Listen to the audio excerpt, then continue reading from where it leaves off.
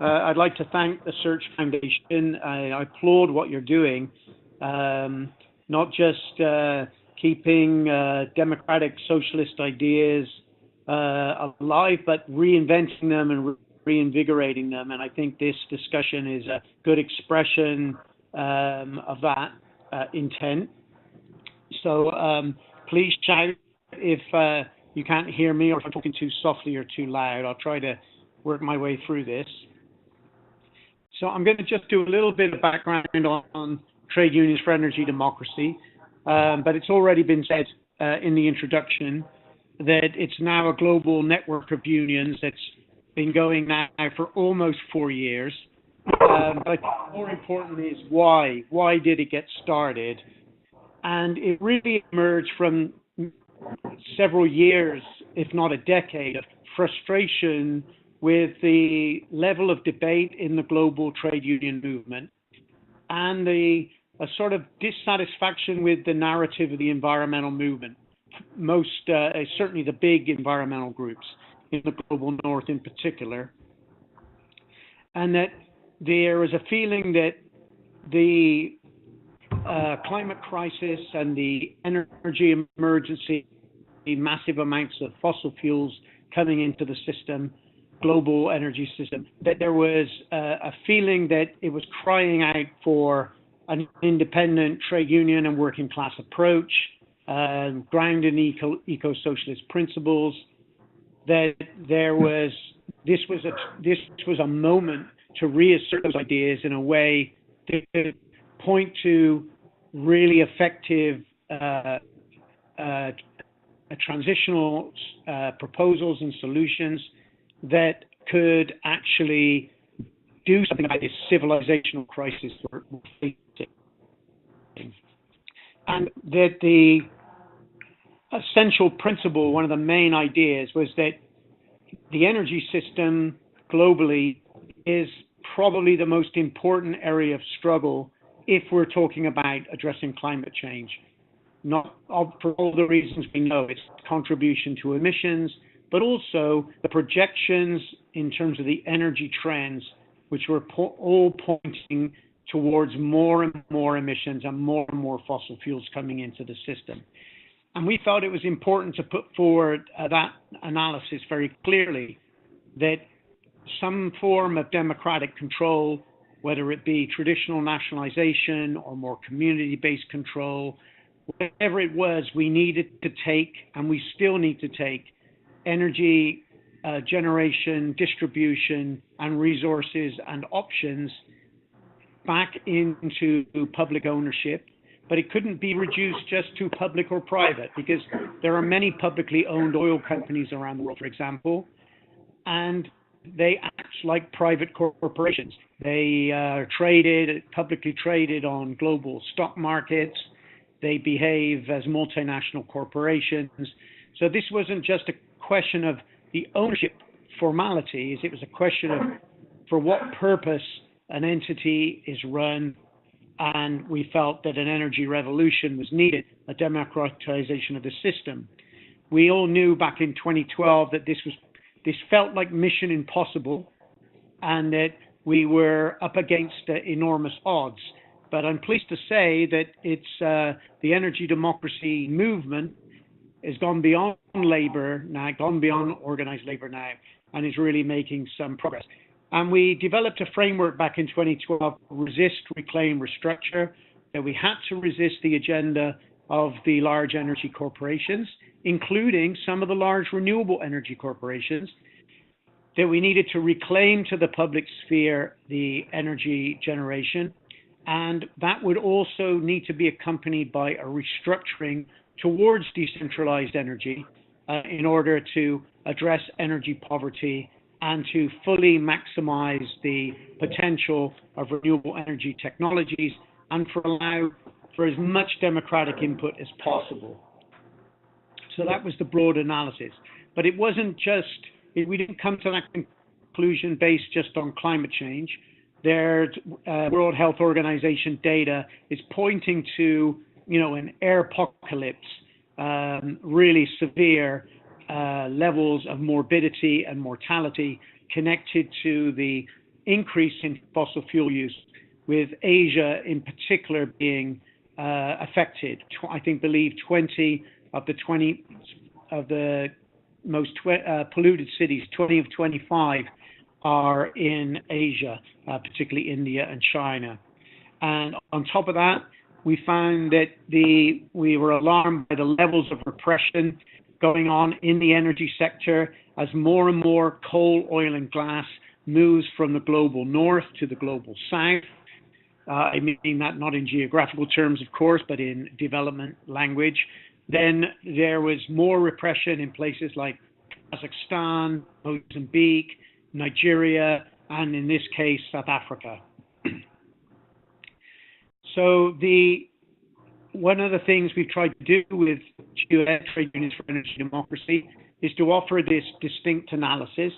And the reason why we think it's important is not because we want to rain on someone's parade or be, gate crash the party, so to speak, but because the environmental movement and a lot of the big NGOs, including UN organizations like the United Nations Environment Program, we're talking in terms of the green transition being inevitable.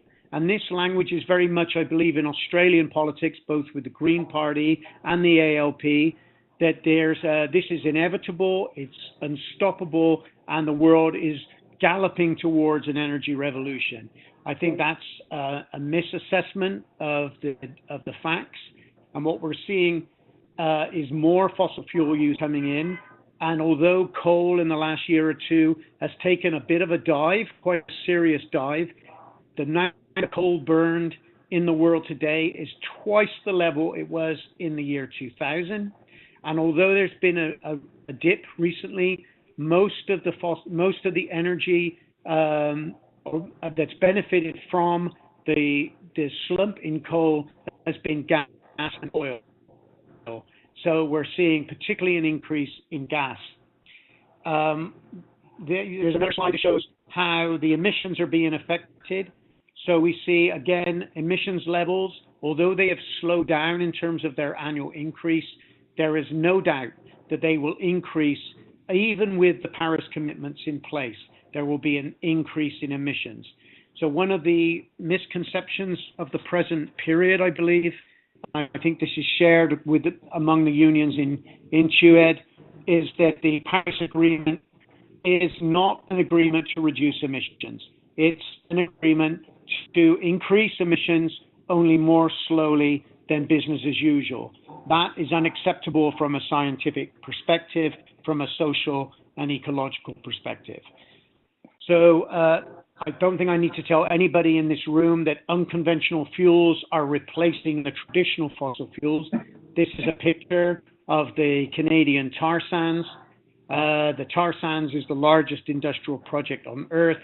And you see the little map there, that was the Keystone Pipeline that was supposed to link the Alberta tar sands to refineries in the Gulf of Texas, where it would be refined and used mostly for export. But of course, we have shale gas drilling and shale oil and other forms of unconventional fuels. Now, this doesn't gel well with or sit comfortably well with the political commitments made in Paris. The zero net emissions commitment that's supposed to happen by 2060 to 2070. They also the well below 2 degrees target. So what we have in the Paris Agreement, I think, is a cause for alarm in the sense that the science is acknowledged, but the national contributions add up to 3+ degrees Celsius of warming. And that is based on all the national commitments being made, even though they are voluntary and aspirational commitments.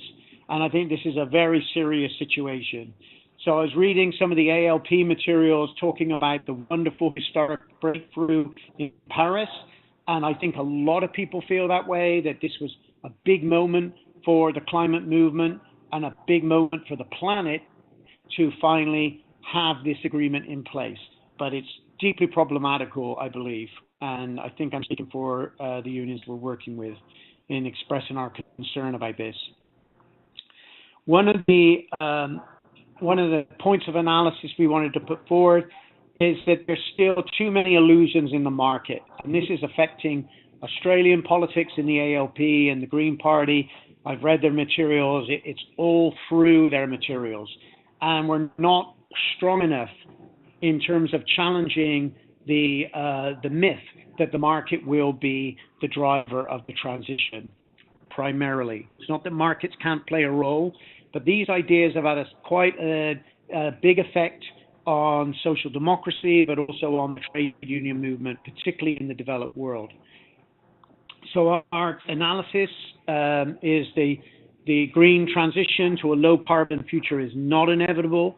The democratic control over key sectors, not just energy, but energy is particularly important, should be a priority. And that trade union politics, particularly at the international level, that for the most part is suffering from a kind of an accommodation to the idea that the market is the leader, and the best we can do is protect workers, get a seat at the table, and have our voice heard in the global discussions. There's nothing wrong with those goals, but QED believes that we have to have a much more radical approach, a much more transformative approach, if we're going to address this civilizational crisis and all the attendant crises that go with it. So what does QED do? We meet and we discuss. We have bi-monthly WebEx calls like this. We also have periodic gatherings. This one was in New York just before the People's Climate March, where we had more than 30 unions from all over the world came. And we tried to develop an analysis. We started with this resist, reclaim, restructure framing. I've summarized that. I won't go into any more detail. But since then, we've produced 7 or 8 new reports. They're all on the unionsforenergydemocracy.org website. This one is on carbon markets. One came out last week, was talking about the health impacts of rising fossil fuel use, and it summarized the most recent data from the Intergovernmental Panel on Climate Change and the World Health Organization, as well as other sources of data. Now, we also encourage, where we can, activism. QED launched Unions Against Fracking. Some Australian unions signed on to this. It's really a modest initiative in the sense that it's trying to pull together, point out the dangers of shale gas drilling around the world and shale oil drilling to countries that have not yet experienced it but are being, if you like, in the sights of the gas industry globally. There are 11 or 12 countries now where fracking is happening, but still 80% of fracking is happening in the United States. So we've got this number of unions. You can see a fairly long list of national, regional trade union organizations, as well as individual unions. And any union could sign the statement or join the statement, which is on unionsagainstfracking.org. Now, we feel that what the global trade union movement has done well is it's got the just transition language in the Paris Agreement. It was not an easy thing to do. When unions started attending the global climate talks at the UN level, there were very few. They were outnumbered by corporations, by large environmental NGOs, and the best they could do was to try to get workers acknowledged and the need for just transition in the agreement. And they were successful in doing that. It wasn't in the operational side of the agreement, as you probably know. It was in the preface to the agreement. But nevertheless, the language is there. But what QED and the unions around QED have been doing, and we're not alone, of course, in that, is to try to point to the need for a movement-building approach to connect with other social movements. You'll see the picture here of the meeting we organized in Paris for COP21 last December with Naomi Klein, Jeremy Corbyn, and the other folks that are on the platform are union leaders from different parts of the world who are part of the QED network. So protest is very important, being visible on the streets, essential, but we feel that the solidarity with other movements who are fighting extractive methods, whether in this case in Argentina, the indigenous people fighting fracking, or the indigenous people in New Zealand and Australia, also in Canada, students, farmers, ranchers, They're all part of the climate movement. They're showing more and more audacity and militancy. And we want labor, the labor movement internationally, to be shoulder to shoulder with those movements in the fight against projects like in the US, the tar sands, US and Canada, and the Keystone Pipeline. We did see a I think, very significant shift in union culture in the United States. Very traditional that for unions in the US not to challenge a project that would generate jobs for another union. And the fight over the Keystone Pipeline was quite monumental in this respect, that unions said, no, we are healthcare workers, we're public transport workers. This will be a disaster to build this pipeline to bring more and more tar oil into the global energy system. And this was a successful campaign. Obama was supportive of the pipeline at first, and then he ended up opposing it, as does Secretary Clinton and Bernie Sanders. So this was very controversial, but it started from opposing this project, but it also leads now to us to think about a broader energy democracy agenda globally. How do we reclaim power? We're seeing the struggle for energy, particularly power generation, but also oil and gas. We're seeing that struggle now exploding all over the planet. Now, just finally, I'll just say a few things about what I think is the Australian context. My somewhat cursory review of the ALP and the Greens is that there are obviously contrasting levels of ambition. The Greens have a much more ambitious target for renewable energy penetration. I believe it's 90% by 2030. I think the ALP is about half that. Nevertheless, quite ambitious targets, but still they share, I believe, a common belief that the role of government is to send signals, to incentivize, to support renewables companies, and also both share the idea that carbon pricing, an emissions trading system, is a central mechanism. I would urge those who are active in the ALP and the Green Party to take a serious look at the ETSs as a primary mechanism. Take a look at the World Bank data on the success of emissions trading systems, and it will become clear that they've been a very, very serious disappointment and a total failure in the case of the European emissions trading system, which is still the largest system in the world. And it can consume a lot of our time to try to develop and design a system which is really largely set up for corporations to not just make money, but to avoid paying for the price of pollution. So I don't have time to go into the details of that, but I'd be happy to talk about it another time. But please take a look at what CHUED has done like that. Also, the approach to just transition is very good, I think, but it still has an approach of targeting certain groups of workers for protections, which assumes that the transition is going to happen anyway, and all we need to do is protect workers from the negative impacts. That is a very laudable goal, but it leaves so many questions unanswered, such as how will renewable energy be deployed to scale? In this instance, I think trade union policy, and I'm familiar with CFMEU and AMWU's policy, this really is largely AMWU's positions. And I think they're absolutely right to raise concerns about the global supply chains, particularly in wind and solar. What we're seeing in the US is the solar installers are at war with the solar manufacturers in the US over cheap Chinese solar photovoltaics coming in to the United States. The same is, or it's similar story with wind power. There's very little wind and solar manufacturing going on in the US. It's almost non-existent. And so the question is, who is going to produce these products for a serious scale-up of renewable power is at the center of the jobs question.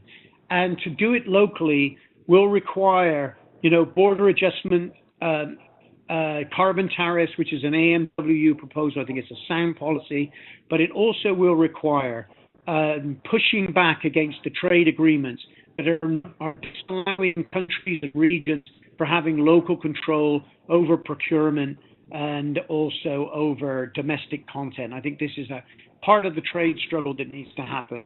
But I think where the trade unions can play a big role, and already are, is they understand that we can do this.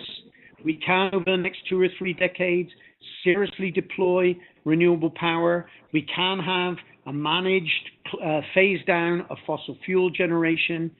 We can create hundreds of thousands, millions of jobs in places like Australia. We can have a renewables-based future, but it won't come unless it is basically democratically controlled, run, managed, with full popular participation at the local, regional, and national level.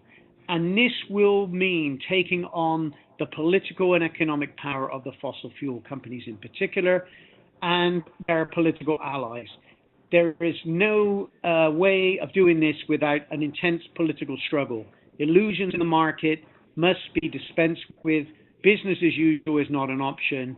Democratic control over energy is a demand whose time has come. Unions and social movements are taking up this demand all over the world now.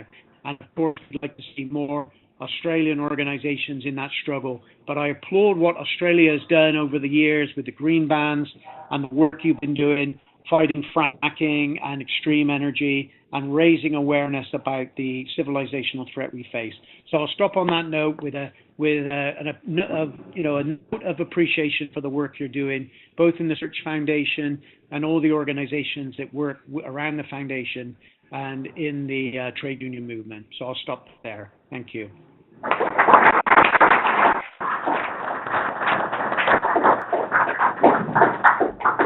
Thanks very much, Sean.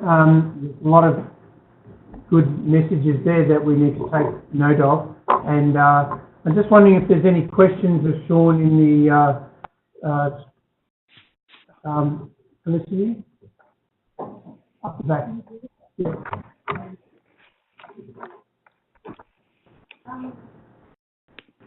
My name is Felicity Wade. I run Lean, which is the group of Labour Party Just a sec, Felicity. Can you hear this, Sean? I really can, I'm afraid. I'm sorry. Not clearly. Come down to here, please.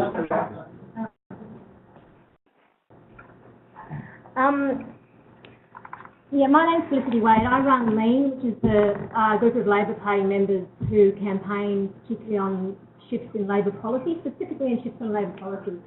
And we sit in a funny space that we really are a Labour membership organisation. So we haven't really managed to build very strong relationships with the union movement. And that's partially about, I think, what Sean said before, is that the union movement is very careful about staying off each other's territory. And I guess, particularly around energy stuff, it's very much treated as an AMW FMU, concern, and that people say, well, that's not our business, that's those guys, for a whole bunch of good reasons, I think, historically. But my question is, where Lean is at is we're exactly in this space of going, okay, so we've got this framework, which we got out of Labor last time. We've got 50% renewables, we've got some decent emissions reduction targets, we've even got some talk about how we're going to start closing down generators and da-da-da-da. Having seen what happened in the last election, Shorten started taking first baby steps towards saying, fuck this neoliberal consensus. We're going to start considering how we're going to be, are we going to start being a more left party? He actually named trickle-down economics, and, all of those things.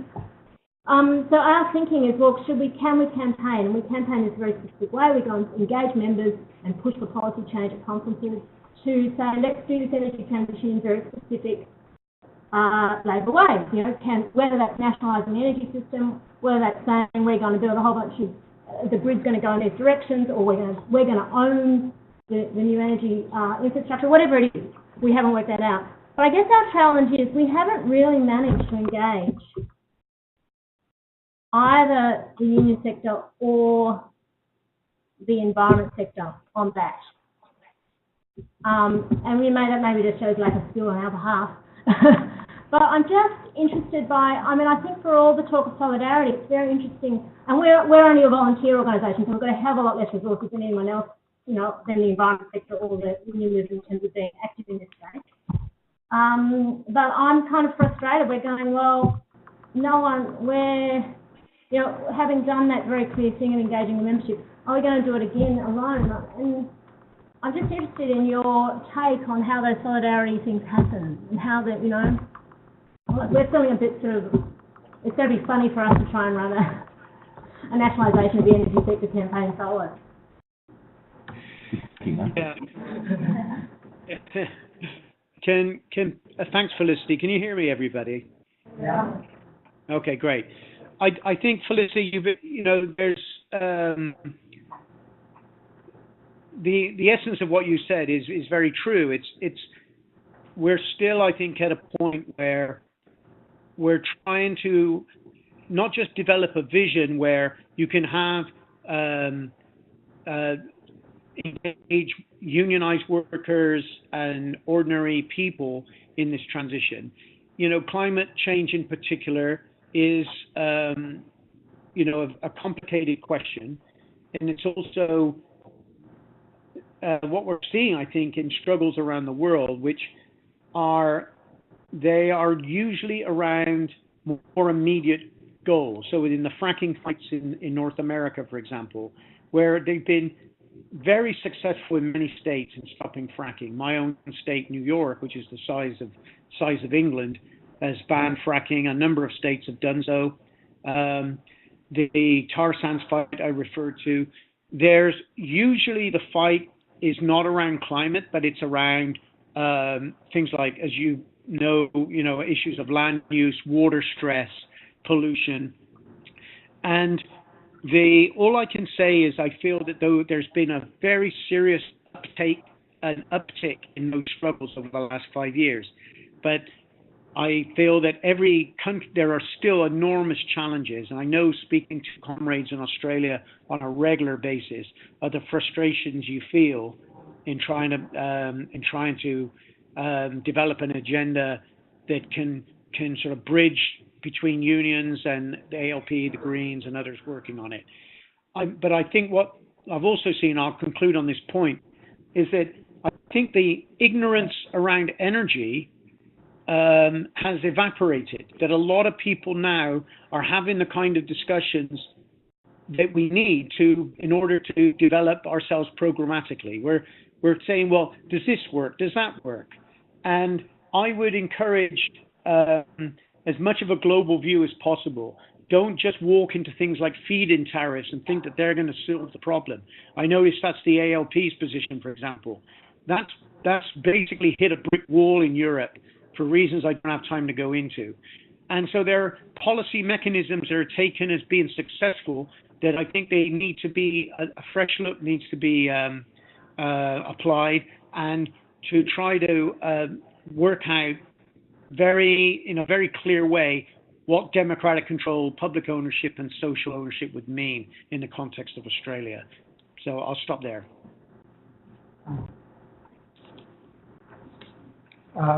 Richard, you had your hand up.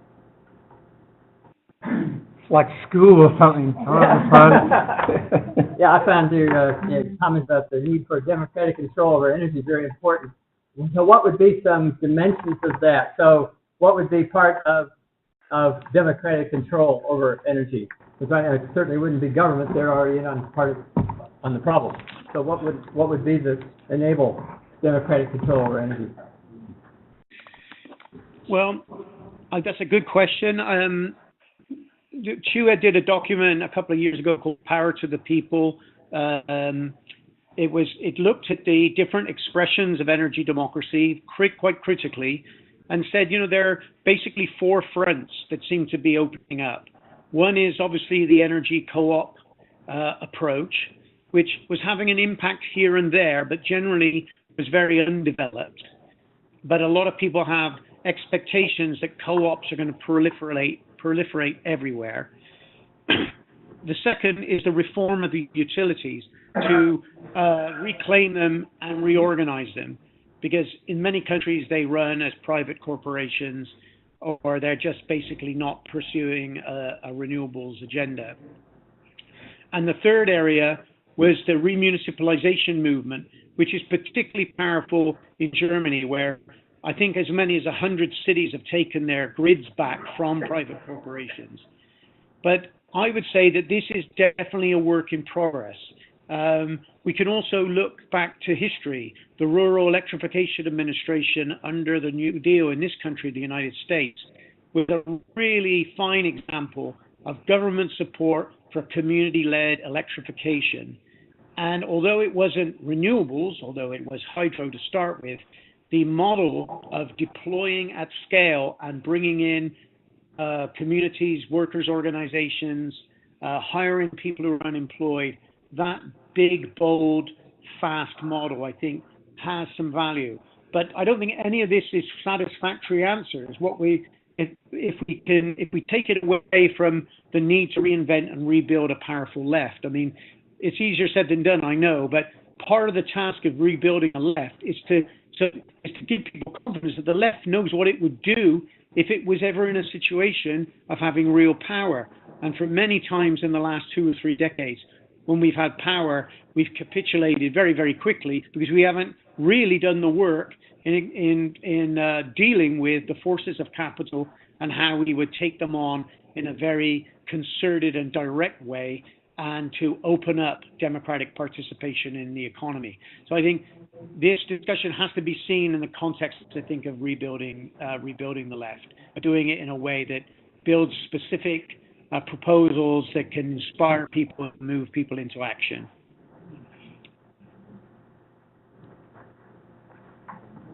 We have time for one more question. Bob?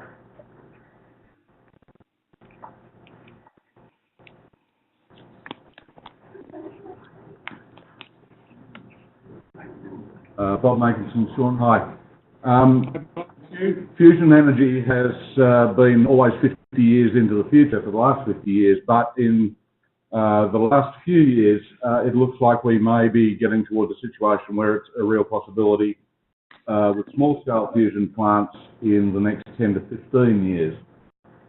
There's a lot of potential in that in terms of it being possibly one of the last best hopes for abundant energy production and on a small, fairly decentralised scale. But the companies that are developing those options, of course, are mostly in the military-industrial complex in the States and elsewhere, and technological control would be very centralised. How does TUDE and the North American movement assess the possibilities for fusion in the middling future, and what's your approach to it? You know, that I confess ignorance. I know a little bit about it, but not enough to have an intelligent conversation. I feel that there's I think one of the things that TUED would support, and I think all trade unions would support, is that we need to have all the options on the table in order to pursue the most socially and ecologically beneficial ways of bringing about this transition. And I'd be grateful to get any information from you on the present status of fusion. There's not a meeting goes by where people don't come up to me and say, oh, look into this, look into that. And I think I'm dealing with my own lack of knowledge on some of these big questions. There's even a big discussion around nuclear power. And I think we need to have that in the movement as well, because whereas for many, many decades, I was completely opposed to nuclear power, and I haven't changed my position, I still feel it's important that we put all the options on the table for a critical assessment. So if you could help me, Bob, understand fusion a little bit better, I'd invite you to get in touch, and maybe we can have a conversation about it. Thank you. Unfortunately, we have a tight schedule and we don't have time for any more questions, but I would like to just draw everybody's attention to this report, which Kate Lee, who I understand you know, Sean, well, has provided. It's on the Trade Unions for Energy Democracy website.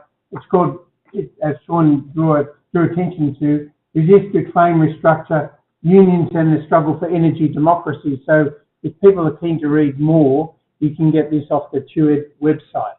I'd like to... a couple of copies up the back. Oh, good. Okay.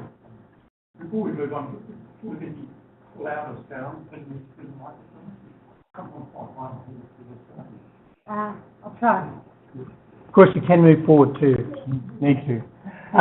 Just before we finish this session with Sean, Don Sutherland here, who works for the AMW, just wants to say a few concluding words. Over to you, Don. Well, Sean, I hope you're able to continue for just and listen in for another half an hour or so. I know the local jazz clubs are not only outstanding, they also beckon at this hour of the night in Brooklyn.